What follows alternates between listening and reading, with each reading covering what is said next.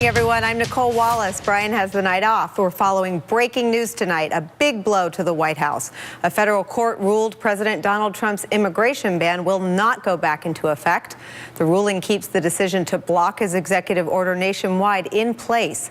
Tonight, President Trump responded on Twitter, writing in all caps, of course, "See you in court. The security of our nation is at stake." He also spoke with NBC's Kelly O'Donnell on duty at the White House following the decision. She's in our Washington newsroom. Ali Belsi drew the short straw and is in the studio with me here all night. Also, former federal prosecutor and immigration attorney who represents Melania Trump, Michael Wilds, is here. And with us by phone is George Washington University Law School professor Jonathan Turley. Kelly, we'll start with you. You ran into a defiant President Trump tonight after this decision was announced. What did you learn? Completely unexpected, Nicole. One of those moments how it always happens, right? Yes, it's sometimes just hanging around the hallways at the White House can produce this sort of an impact. I have never encountered, though, a president who would stop and chat, and tonight the president did. Door opened, he walked through. I said, "Good evening, Mr. President. Can we ask you some questions?" And hearing his voice, a couple of my colleagues joined me. So there was a small group of us who were talking to the president, and we wanted to get his reaction to this ruling, and he reiterated what he had told the world via Twitter, and he did it in his sort of all caps way, although his demeanor was very calm, very relaxed, and very confident. He was not rushing away from us. He wanted to talk. And so to give you a sense of this, of course, no video, no camera, but I just used my iPhone and hit record on the audio with his permission, and we recorded this. We'll see them in court.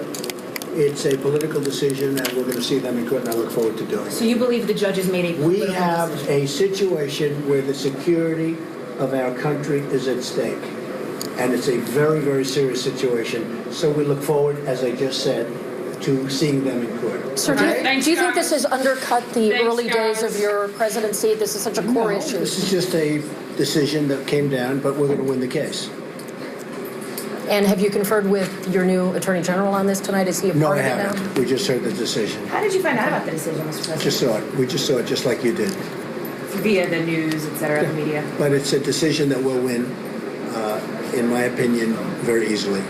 And are you any closer? And by the way, we won that decision in Boston. Are you any closer to a Solicitor General who would speak on behalf of your government? I'm going to be making a decision over the next week on a Solicitor General. Okay.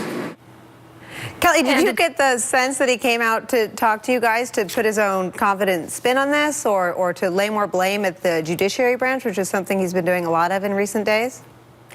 I expected he might even talk about the judges and did not in this case. And he was literally passing from the Oval Office, heading to a dinner with the Secretary of State tonight, Rex Tillerson. And that's when I caught him in that moment. Part of my conversation was not recorded on audio. When my colleagues, including our own Hallie Jackson, joined me, that's when I had the chance to be able to record it.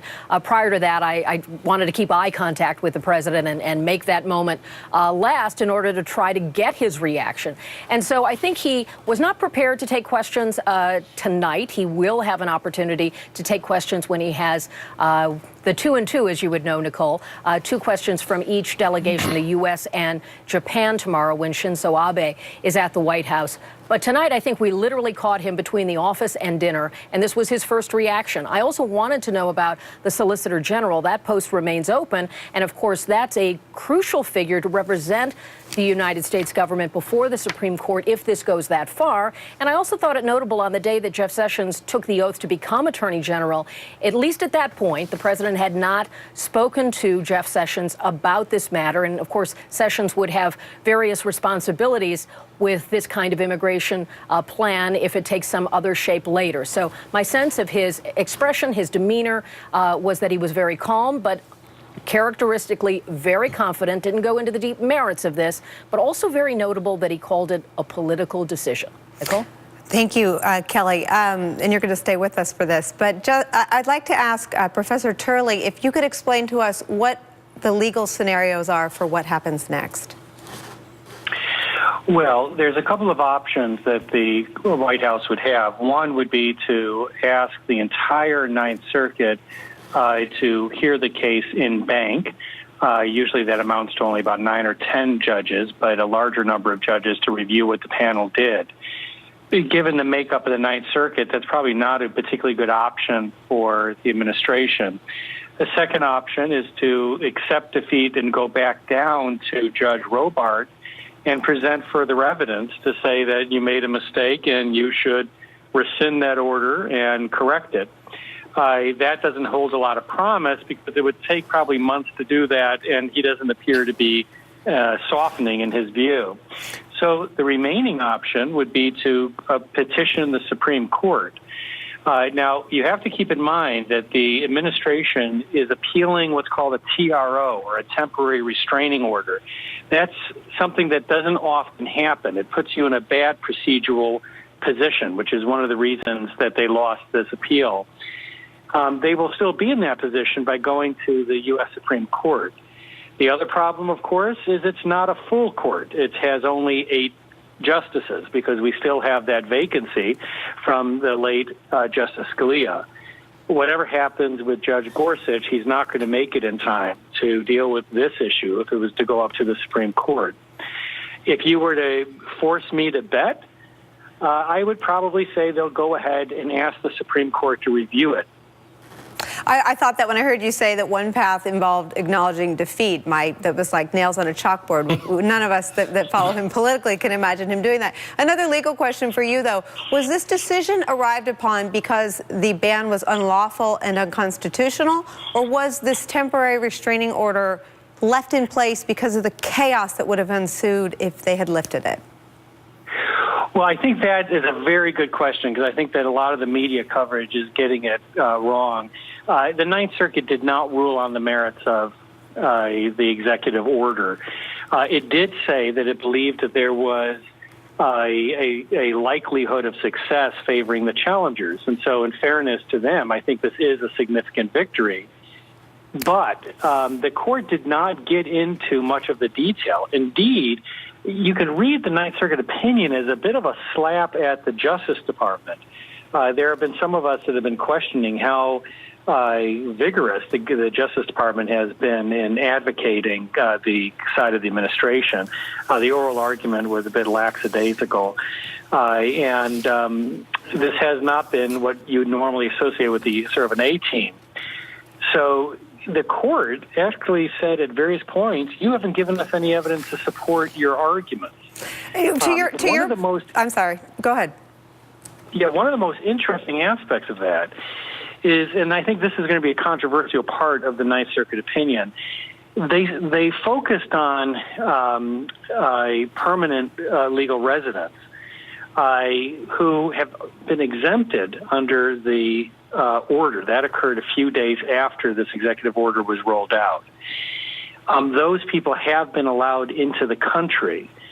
But the standing, that is the sort of injury and the right to be heard in court, was built largely around those individuals, because what the court said is, we're not entirely sure that you exempted them in a binding way because you used the White House counsel, and we're not sure he has the authority to really do that or that it would remain an exemption.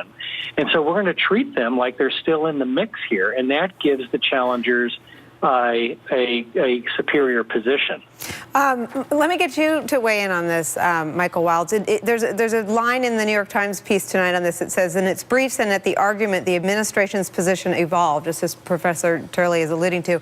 As the case progressed, the administration supplemented its request for categorical vindication with a backup plea for at least a partial victory. So they were growing more desperate by the hour. Why do you think they sort of pulled back the curtain on such a half-baked idea? I think ultimately, Nicole, they thought maybe with the wisdom of Solomon, they may split the baby in half. Give part of the Not much wisdom there. Give part of the executive order an approval, and then curtail the other one. Remarkable evening for immigration law professors. I'm an adjunct professor at Cardozo Law School, second-generation immigration lawyer. My dad took on Nixon administration and got John Lennon his green card. Wow. Standing, local residents. You know, when a lecturer comes to America and we're not going to allow him back. Yeah, let's get into this. You were telling me you were in the makeup room. I'm sorry for that. You saw before and after. I'm very sorry for that. Well, we've never met. No one should have to see that the first time they meet me. But you were talking about the human beings behind this decision. Talk to me about some of the people who are affected by this, because you have an intimate knowledge in how you could get tangled in this. Lecturers who come here to the United States are then impeded, and they have rights of freedom. And that was those were some of the plaintiffs in Washington? Absolutely. You know, families that have marriages being planned and have long-term visas or business visas. We have titans of industry who employ thousands of Americans who couldn't get back. We had a surgeon from Sudan who paid us to have a lawyer go down to JFK to make sure that his parents, who are long-term permanent residents, would be returned.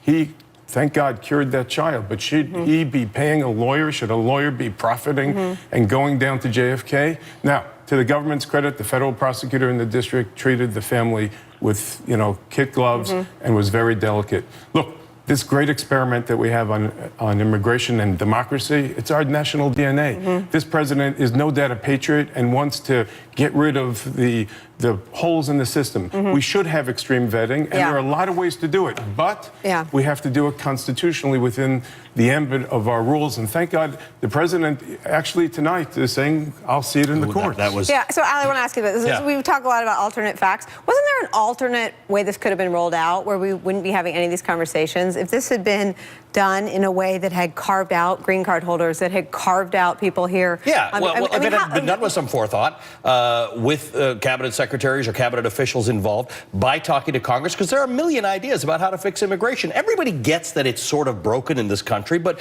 you know, as Michael said, it is the DNA. It has largely worked. I suspect that the three of us are all children of immigrants.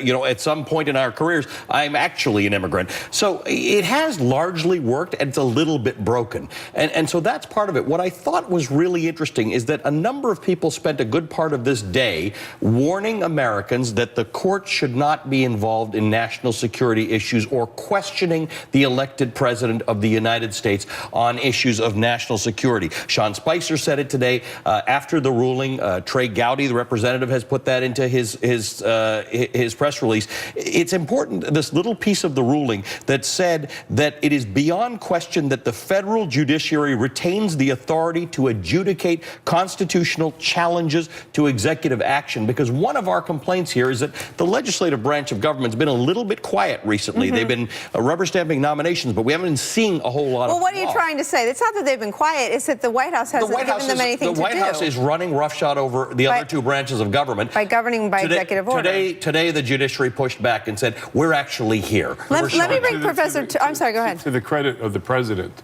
he said that ISIS developed because of the vacuum we created in the Middle East. There was also a deafening silence in Washington. Since President Reagan, we have Band-Aids effectively going on visas and laws. We have a broken system. And because Congress can't effectively talk about Homeland Security and immigration in the same sentence without feeling they'll get unelected, they've done nothing, and they've created an opportunity for somebody who may be genuinely inclined to breach the law. I'm going to give the last word to Professor Turley. If this White House wanted to make the ban lawful and constitutional, how would they change it? Well, it was a poorly crafted executive order, and it was a terrible rollout. But I still think that the law favors the administration once you get to the merits. I don't agree with some of those cases, but the courts have been highly deferential to the president, and they generally don't second guess. And I think that people also have to acknowledge that the Trump administration here is making virtually the identical arguments of the Obama administration. The Obama administration argued that the president's judgment on immigration was largely unreviewable. Argued that he could even order the failure to enforce immigration laws. But the arguments were very, very similar. And for all the Democrats objecting now, I didn't hear a peep of objection from them when just last year these arguments were being made by the same Justice Department. It's such an interesting debate. We're going to be calling on you many more times. Thank you, Professor Turley. Thank you to Kelly O'Donnell, who had a chance run in that made our night much more exciting. Thank you for that. Thank you, Michael Wiles. And Ali, as I said, is stuck with me for the night. My pleasure.